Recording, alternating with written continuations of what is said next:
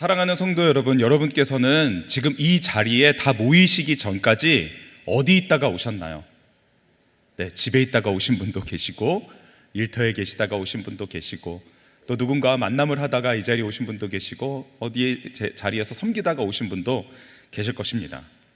그렇다면 오늘 이 예배가 마치고 어디로 가실 예정이신가요? 다시 집으로 가시는 분도 계시고, 일터로 향하시는 분도 계시고, 사랑하는 믿음의 동역자와 함께 식사 교제를 나누고 티타임을 약속하신 분도 계시고, 우리는 이제 이 예배가 마치면 여러 자리로 흩어지게 될 것입니다. 몸은 여기 있지만 우리 성도님들의 마음은 지금 어디로 향하고 계신가요?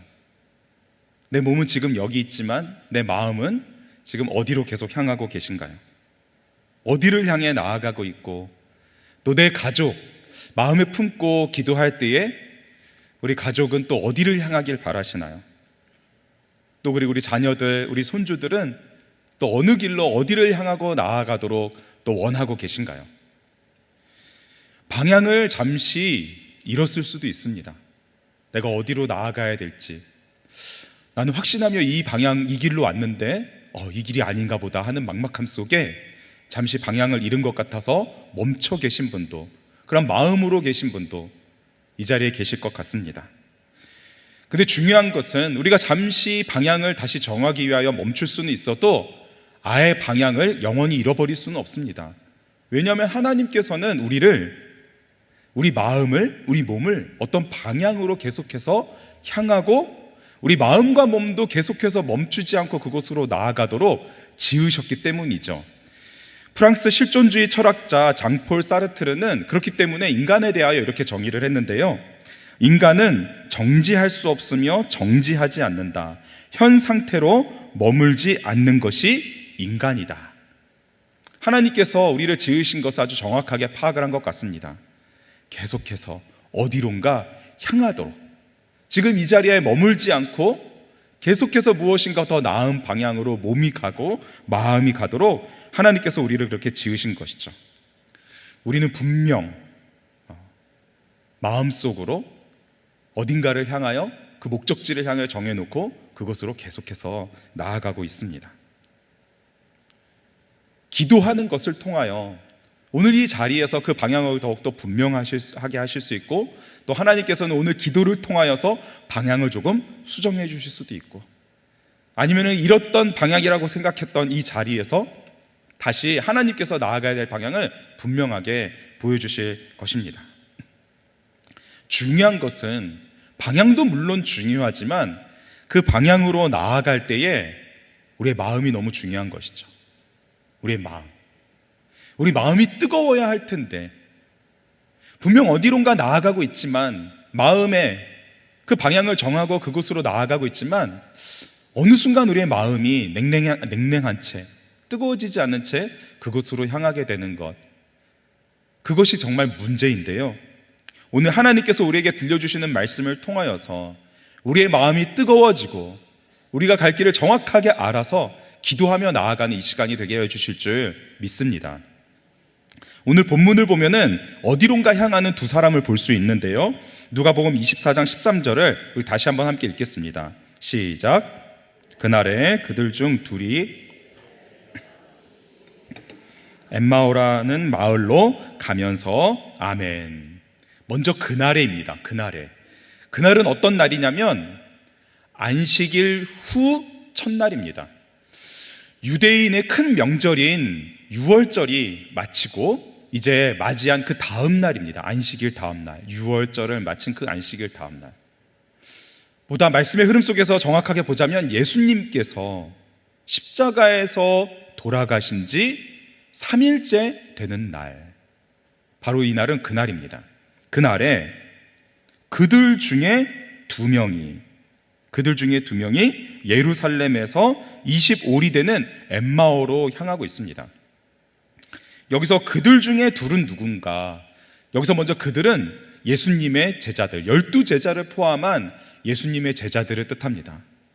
3년 동안 예수님을 따랐던 12명의 사도들을 포함한 많은 제자들이 예수님께서 십자가에서 달려 돌아가신 것을 목격하고 그리고 나서 유월절을 지나 첫 안식일을 맞이했을 때 예수님께서는 부활하실 것을, 3일 후에 부활하실 것을 계속적으로 살아계실 때 말씀하셨지만 제자들은 다 잊어버렸습니다. 예수님께서 말씀하셨을 때 그 말씀을 귀 기울여 듣지 않았고 그 말씀을 기억도 못했던 것이죠. 그날에 그들 중에 2명이 예루살렘에서 25리 되는 엠마오로 향하고 있었습니다. 25리는 거리로 약 11km, 우리로 따지면 11km 정도 되는데요. 여기서부터 제가 살고 있는 동네인 저 한국민속촌, 한 보라동쯤 되는 조금 더 가는 거리고, 공세동에 있는 코스트코 아시나요? 한 그쯤 되는, 여기서부터 거기까지가, 그쪽 잘 모르시다면 그 고길이 계곡은 아시죠? 고길이 계곡, 거기까지가 한 11km 되더라고요. 그러니까 예루살렘부터 엠마오까지 거리를 2명이, 그들 중에 2명이 걸어가고 있었습니다. 예수님과 함께 걸었던 삶의 방향, 오로지 예수님과 동행했던 그 방향, 이제 예수님이 떠나자 제자들 중에, 예수님을 따랐던 많은 사람들 중에 2명이 이제 예루살렘에서부터 엠마오로 향하고 있었던 것이죠. 그들은 엠마오로 방향을 정하고 그 둘이 함께 걸어가고 있었습니다. 왜 엠마오로 가고 있었을까요? 말씀에서 정확하게 확인해서 볼 수는 없지만 학자들은 추측하기를 아마도 그 둘의 집이, 그 둘이 살고 있는 곳이 엠마오였을 것이다. 그래서 예루살렘에서 예수님께서 십자가에서 돌아가시고 나서 이제 장사가 끝난 후에 안식일 그 다음 날에 그 둘은 다시 일상으로, 그들의 삶의 자리로, 그들이 있는 집으로 향하고 있을 것이다 말합니다. 그들의 고향으로 향하고 있었던 것이죠. 그들이 익숙했던 곳, 예수님을 따르기 전에 살고 있었던 곳, 바로 그곳으로 향하고 있었습니다. 그런데 그들은 안식일이 지나고 그리고 고향으로 가고 있었음에도 불구하고 행복하지가 않았습니다. 그들 얼굴에는 슬픔이 있었는데요, 예수님의 제자였음에도 불구하고, 그들이 일상으로 돌아가고 있었음에도 불구하고 그들은 얼굴에 슬픈 빛을 띠고 있었는데 왜 그들의 얼굴에는 슬픈 빛이 있었을까요? 고향으로 향하고 있었음에도 불구하고, 일상으로 돌아가고 있었음에도 불구하고 무엇이 문제였길래 그들은 마음에 슬픔이 있었던 것일까요? 우리도 그런 것 같습니다. 매일매일 반복되는 삶 속에 어딘가로 계속 향하지만, 예수님을 믿고 예수님을 따라 살아간다고 말하지만 우리의 마음에는 나도 모르게 슬픔의 빛이 있고, 우리의 마음은 어느새 차가워진 채 그저 우리가 향하여야 할, 우리가 가야 할 곳으로 항상 우리는 가고 있는 모습을 보게 됩니다. 지금 예배의 자리로 나오셨죠? 교회로 향하여 오셨습니다. 마음이 어떠셨나요? 마음이 뜨거우셨나요? 아니면 냉랭하셨나요? 내 마음의 온도는 몇 도였나요? 얼굴에 기쁨을 띠고 즐거움으로 오셨나요? 아니면은 내가 여기에 온 나의 표정도 모른 채 그저 이 자리로 오셨나요? 만약에 우리 마음이 냉랭하다면, 내 얼굴에, 내 표정에 기쁨과 즐거움이 아닌 걱정과 슬픔이 있다면 도대체 우리에게는 무엇이 문제일까요? 함께 하는 사람이 있으면 살아가는데 조금 더 나은 것 같습니다. 그래서 엠마오로 향하고 있었던 사람도 2사람이었음을 우리가 볼 수 있는데요, 18절을 보면은 그 둘 중에 한 사람의 이름은 글로바라고 기록이 되어 있습니다. 근데 나머지 이름은 기록이 되어 있지 않아요. 그래서 학자들은 이것도 막 추측을 했습니다. 도대체 그 다른 한 사람은 글로바 외에 누굴까? 그래서 이 누가복음을 기록한 누가일까? 아니면은 시몬일까? 아니면 나다나엘일까? 많은 학자들의 의견은 아니다, 글로바와 함께 걸어가고 있었으니, 그리고 고향으로, 일상으로, 자기 집으로 향하고 있었으니 글로바의 아내일지도 모른다라고 많은 추측을 합니다. 그렇지만 정확하게 알 수 없죠. 사실 엠마오라는 곳도 정확하게 학자들이 찾아내지 못했습니다. 엠마오가 어딘지 아직까지 그 위치가 정확하지 않은 채 그저 25리라고 기록되어 있으니 그 정도 거리겠구나 추측만 할 뿐이죠. 그러나 중요한 것은 둘이서 걸어가고 있었다는 것입니다. 둘이서 예수님의 제자들 중에 2명으로서 이제 일상으로 돌아가고 있었던 2명이었습니다. 그 둘은 걸어갈 때에 무엇을 하고 있었을까요? 말씀을 보면은 누가복음 24장 14절과 15절 상반절에 보시면 이 모든 된 일을 서로 이야기하더라. 그들이 서로 이야기하며 문의할 때에, 그렇습니다. 그 둘은 예루살렘에서 엠마오로 향하면서 약 11km 거리를 이제 걸어가고 있었던 것이죠. 그 둘은 서로 이야기를 나누는 사이였습니다. 예수님을 따랐던 수많은 제자들 중에 2명으로 서로 이야기를 하며 가는 방향도 같았고, 모든 된 일을 서로 이야기했습니다. 여기서 모든 된 일은 예수님께서 십자가에 달려 돌아가시기까지 예수님의 그 삶과, 그리고 예수님이 부활하셨다는 그 소식까지 들은 그 내용들을 이야기를 하면서 서로 문의하였다. 여기서 서로 문의했다는 것은 서로 주고받으면서 질문하고 대답하는 것을 뜻합니다.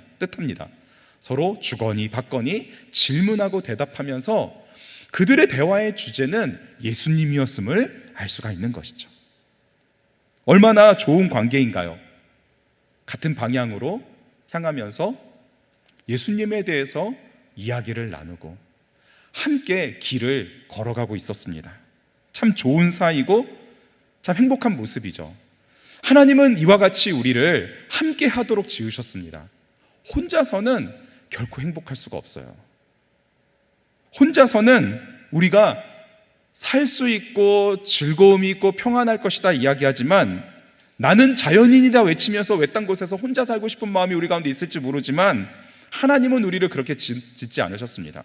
우리가 서로 함께 지내면서 그 행복을 누리도록 우리를 지으셨습니다. 반려동물도 마찬가지인 것 같아요. 반려동물, 저는 아직 반려동물을 기르지는 않지만 반려동물과 함께 지내는 것도 한계가 있죠. 앞으로의 목회는 반려동물을 어떻게 이해하고 이 반려동물과 함께 지내는 가정을 어떻게 교회가 품느냐가 아주 교회 앞으로의 목회의 핵심이라 그러더라고요. 1000만 명 이상의 인구가 반려동물을 기르고 있기 때문에 반려동물을 생각하지 않고서는 앞으로 목회가 힘들지도 모른다라고 이야기를 많이 합니다. 그만큼 반려동물을 많이 기르시죠. 그러나 반려동물과 대화를 나누는 것에는 한계가 있습니다. 아무리 반려동물을 사랑하고 반려동물을 아끼고 마음으로 이제 위로를 나누고 할지라도 대화는 한계가 있는 것이죠. 그래서 반려동물을 기르시는 우리 성도님을 신방할 때에 어떻게 소통하는지 제가 여쭤보면, 반려동물을 기르는 다른 이웃과 이야기를 많이 하신다 그러더라고요.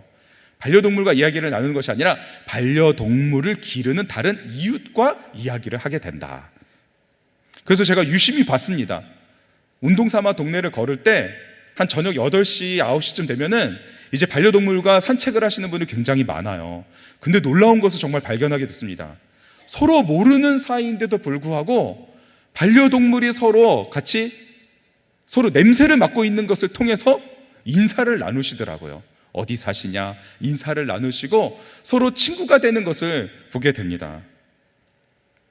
그래서 저는 반려동물 아직까지 기르진 않지만 나중에 이제 새 자녀들이 다 분가를 하게 되면 반려동물 한번 길러볼까 생각 중에 있는데요. 왜냐하면 중요한 소통의 창구가 됩니다. 이 소통의 창구라는 것은 내가 반려동물과 소통하는 것이 아니라 그 반려동물을 기르는 다른 누군가와 소통하는 창구가 되기 때문에 그렇죠.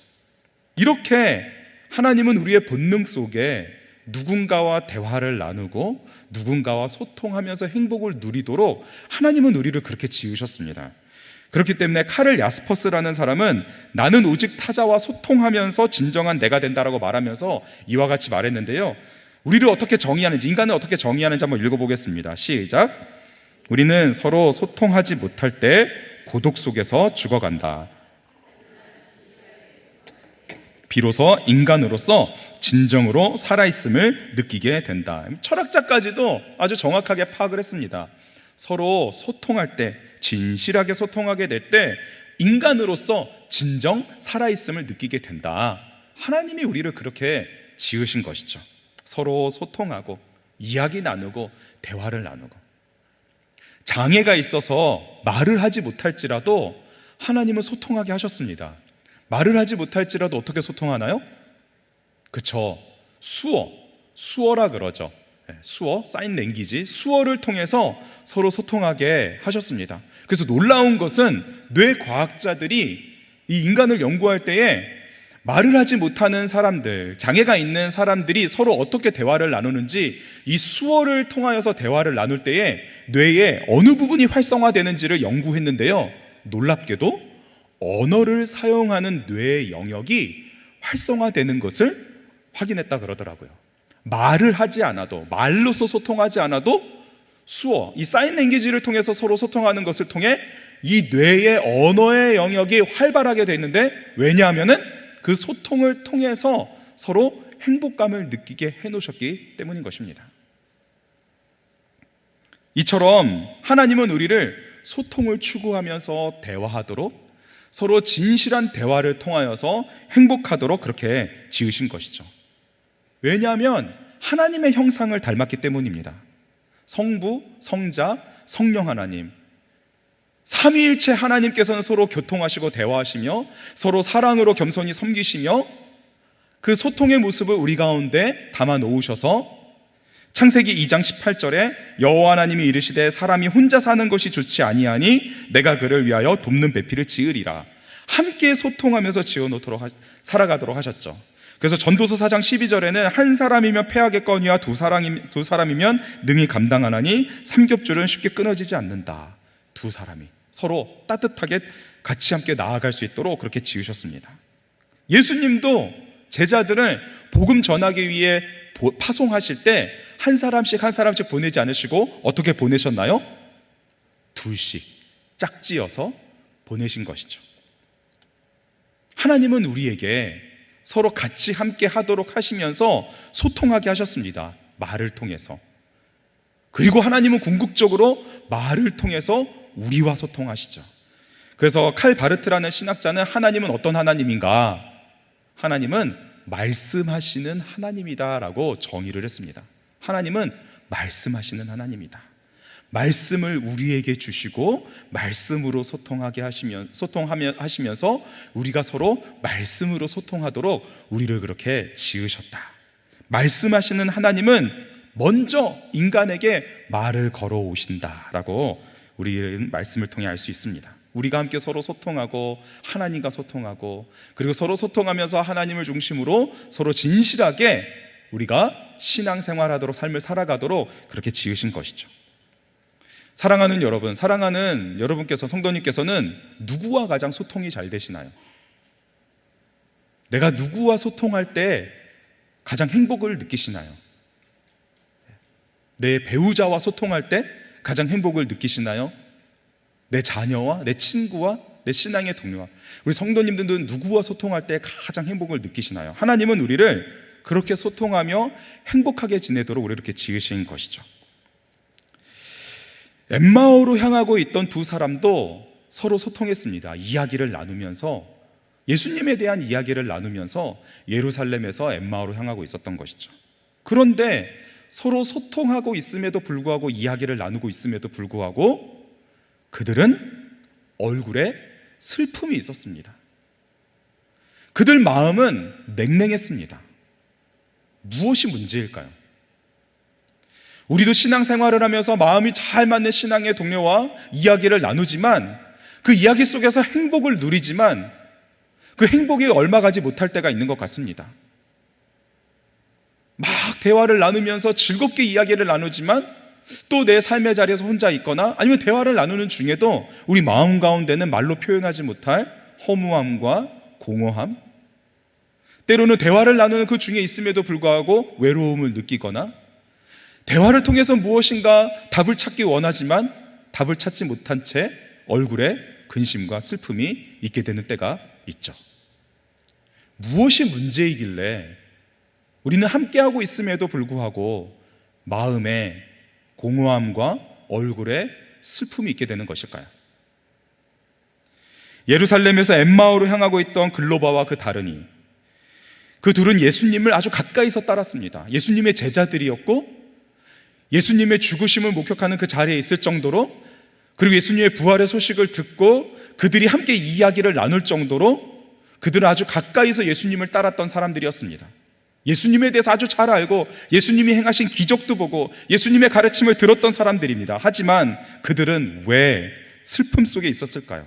누가복음 24장 17절 하반절에 보시면 두 사람이 슬픈 빛을 띠고 머물러 섰더라. 쉬운 성경을 통해 보면 그들은 침통한 표정을 지으며 걸음을 멈추었다. 결국에는 그들은 걸음을 멈추고 맙니다. 왜? 무엇이 문제였을까요? 답은 바로 예수님이 그들 중에 없었기 때문입니다.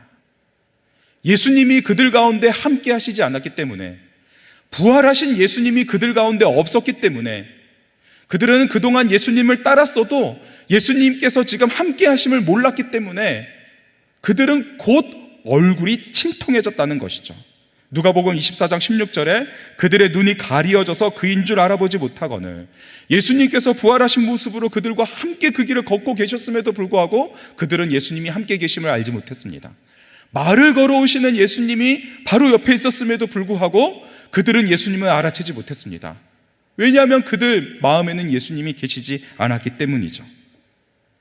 이 시간 우리가 기도의 자리에 나아가기 앞서서 분명하게 알고 기억하길 원합니다. 예수님이 함께 하시지 않으면 우리는 슬퍼할 수밖에 없는 존재입니다. 부활하신 예수님께서 우리 마음 가운데 계시지 않으면 우리의 낯빛은 곧 어두워질 수밖에 없는 존재입니다.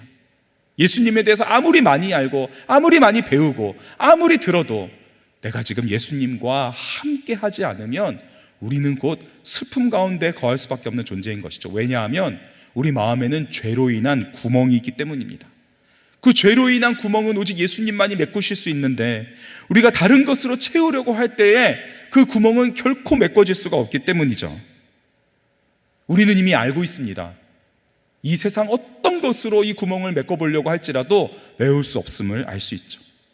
아무리 좋은 것으로, 아무리 값진 것으로, 아무리 내가 원하는 것으로 내 이 구멍을 메워보려고 하지만 이 공허함과 슬픔의 구멍, 죄의 구멍은 결코 메워지지가 않습니다.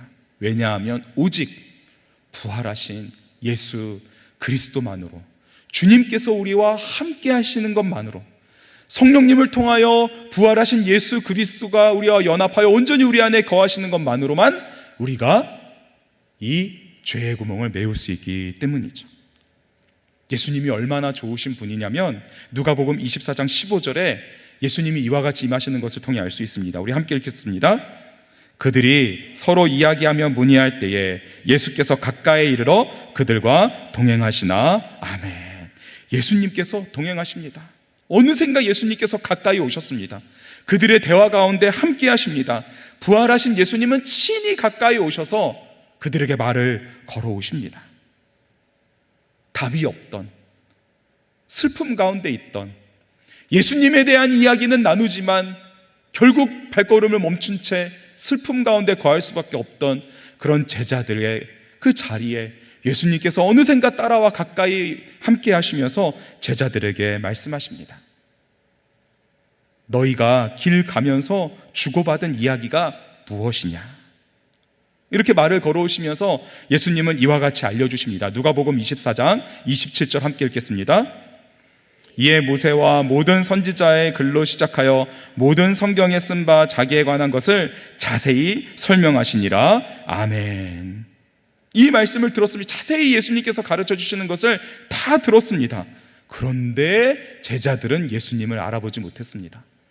제자들은 언제 예수님을 알아보냐면 예수님과 함께 이제 어떤 집에 도착해서 그 집에서 머무르게 될 때, 이제 저녁 식사를 함께 나누기 위하여서 예수님께서 떡을 들어서 축사하시고 그 떡을 나누어 주실 때 제자들은 그때야 비로소 지금까지 함께한 분이 부활하신 예수님임을 알아보게 됩니다. 누가복음 24장 31절 읽겠습니다. 시작. 그들의 눈이 밝아져서 그인 줄 알아보더니 예수는 그들에게 보이지 아니하시는지라. 아멘. 눈이 밝아져서 그때 예수님을 알아보게 되는데 놀라운 것은 곧 예수님이 사라져버린 것입니다. 우리의 이성으로는 도저히 이해하지 못할 상황이 지금 펼쳐진 것이죠. 예수님이 사라진 자리에 제자들 둘이 남았습니다. 그 제자들 둘은 서로 말합니다. 24장 32절에 그들이 서로 말하되 길에서 우리에게 말씀하시고 우리에게 성경을 풀어주실 때에 우리 속에서 마음이 뜨겁지 아니하더냐. 예수님께서 함께 하시고 말씀을 들려주실 때 그들의 마음이 뜨거워졌음을 그들은 다시 기억했던 것이죠. 주 안에 사랑하는 성도 여러분, 우리의 삶에 발걸음을 걸어오면서 우리의 마음이 냉랭했던 이유가 무엇인가요? 예수님을 알고 예수님을 믿는다고 하면서도, 예수님을 향하여 발걸음을 걷는다고 하면서도 우리의 얼굴에 슬픔의 빛이 있었던 것은 무엇 때문이었나요? 바로 부활하신 예수님께서 우리와 함께하고 계심을 몰랐기 때문입니다. 부활하신 예수님께서 사랑의 그 음성으로 우리에게 말씀을 걸어오시는 것을 몰랐기 때문입니다. 지금 이 시간 우리에게 이 음성을 들려주시사 우리의 마음을 뜨겁게 하시고 다시 우리가 나아가야 될 그 길을 주님과 함께 동행하며 나아갈 수 있도록 이 자리에 불러 모아 주신 줄 믿습니다. 예수님은 우리의 문제가 무엇인지 알고 우리를 이 자리에 불러주셨습니다. 그리고 예수님은 그 문제를 해결하시기 위하여 지금 우리와 가까이 함께하고 계십니다. 부활하신 예수 그리스도를 우리 마음의 중심에 딱 모시고 이 시간 기도할 때에 우리의 마음을 뜨겁게 하여 주실 뿐만 아니라 우리의 발걸음을 힘있게 하여 주시는 그 주님을 붙들고 그 주님의 이름으로 부르짖는 오늘이 되기를 주님의 이름으로 축복합니다. 이 시간 이 말씀을 붙들고 같이 함께 찬양하며 기도하실 텐데요, 예수 늘 함께 하시네, 이 찬양, 주님께서 나와 함께 하시고 가까이 하시면서 지금 이 시간 우리를 불러 모아주셔서 마음을 뜨겁게 하실 뿐만 아니라 약속의 말씀으로 새 힘을 주실 그 주님을 기대하면서 같이 함께 찬양하겠습니다.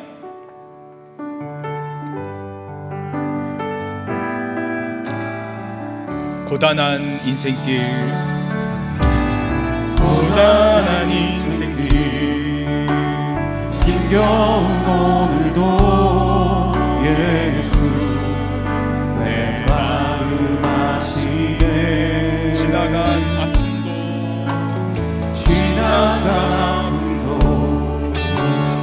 마주할 세상도 예수 내 마음 우리 한 번 더 고백합니다. 고단한 인생길, 고단한 인생길, 힘겨운 오늘도 예수 내 마음 아시네. 예수 내 마음 아시네. 주님께서 다 아시는 줄 믿습니다. 지나간 아픔도 마주할 세상도 예수 내 마음 아시네.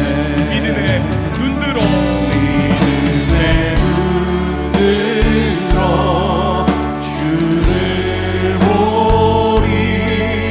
이 또한 지나가리라. 주어진 내 삶의 시간 속에 주의 뜻 우리 두 손 들고 고백합니다. 믿음의 눈 들어, 믿음의 눈 들어 주를 보리. 이 또한 지나가리라. 주어진 내 삶의 시간 속에 주의 뜻 알게 하소서. 이 시간 주신 말씀 붙들고 다음 기도 제목을 함께 읽으며 기도하겠습니다. 함께 읽겠습니다. 믿음의 눈을 활짝 열어 부활하신 예수님을 보게 하여 주소서. 지금 여기 함께 하시며 동행하시는 예수님을 보게 하여 주소서. 아멘. 성령으로 예수님의 말씀을 깨닫게 하사 마음을 뜨겁게 하여 주신 은혜에 감사하며 부르짖어 기도하게 하소서. 주님의 음성에만 귀 기울이게 하소서. 아멘. 부활하신 예수님과 연합함으로 누리는 즐거움과 기쁨을 회복시켜 주소서. 부활의 복음, 영광의 복음을 담대히 전하는 삶, 하나님이 가장 기뻐하시는 삶을 살아가게 하소서. 아멘. 이 기도 제목으로 주신 말씀을 마음에 새기고 마음을 뜨겁게 하사 주님을 바라보게 하여 주시는 예수 그리스도를 의지하며 우리 주여 한번 부르짖고 기도하겠습니다. 주여